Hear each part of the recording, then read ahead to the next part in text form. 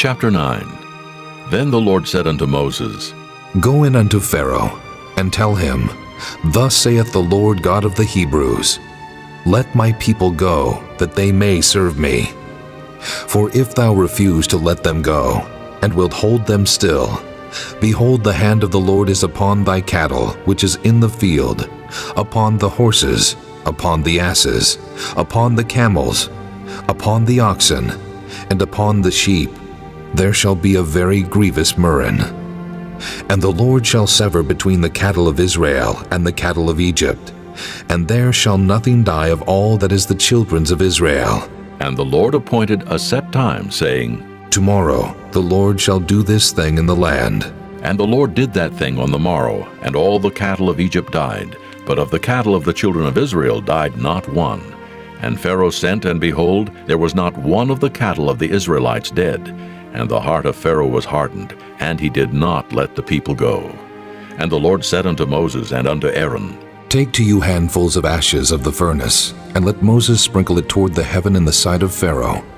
And it shall become small dust in all the land of Egypt, and shall be a boil breaking forth with blains upon man, and upon beast throughout all the land of Egypt.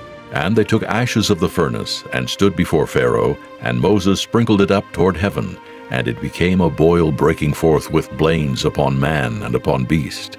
And the magicians could not stand before Moses because of the boils, for the boil was upon the magicians and upon all the Egyptians. And the Lord hardened the heart of Pharaoh, and he hearkened not unto them, as the Lord had spoken unto Moses. And the Lord said unto Moses, Rise up early in the morning, and stand before Pharaoh, and say unto him, Thus saith the Lord God of the Hebrews, Let my people go, that they may serve me. For I will at this time send all my plagues upon thine heart, and upon thy servants, and upon thy people, that thou mayest know that there is none like me in all the earth. For now I will stretch out my hand, that I may smite thee and thy people with pestilence, and thou shalt be cut off from the earth. And in very deed for this cause have I raised thee up, for to show in thee my power, and that my name may be declared throughout all the earth.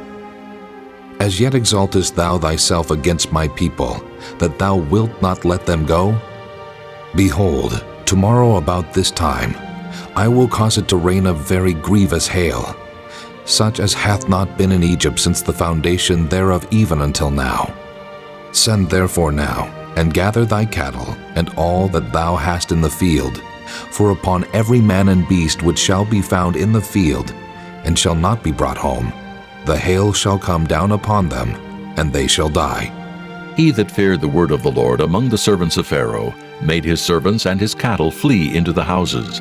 And he that regarded not the word of the Lord left his servants and his cattle in the field. And the Lord said unto Moses, Stretch forth thine hand toward heaven, that there may be hail in all the land of Egypt, upon man, and upon beast, and upon every herb of the field throughout the land of Egypt.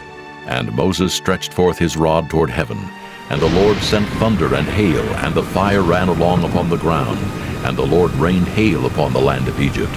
So there was hail and fire mingled with the hail, very grievous, such as there was none like it in all the land of Egypt, since it became a nation. And the hail smote throughout all the land of Egypt, all that was in the field, both man and beast. And the hail smote every herb of the field, and brake every tree of the field. Only in the land of Goshen, where the children of Israel were, was there no hail. And Pharaoh sent and called for Moses and Aaron, and said unto them, I have sinned this time. The Lord is righteous, and I and my people are wicked. Entreat the Lord, for it is enough, that there be no more mighty thunderings and hail, and I will let you go, and ye shall stay no longer. And Moses said unto him, As soon as I am gone out of the city, I will spread abroad my hands unto the Lord, and the thunder shall cease, neither shall there be any more hail, that thou mayest know how that the earth is the Lord's. But as for thee and thy servants, I know that ye will not yet fear the Lord God. And the flax and the barley was smitten, for the barley was in the ear, and the flax was bold. But the wheat and the rye were not smitten, for they were not grown up.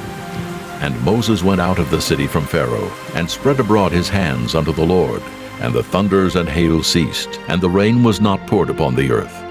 And when Pharaoh saw that the rain and the hail and the thunders were ceased, he sinned yet more, and hardened his heart, he and his servants. And the heart of Pharaoh was hardened, neither would he let the children of Israel go, as the Lord had spoken by Moses.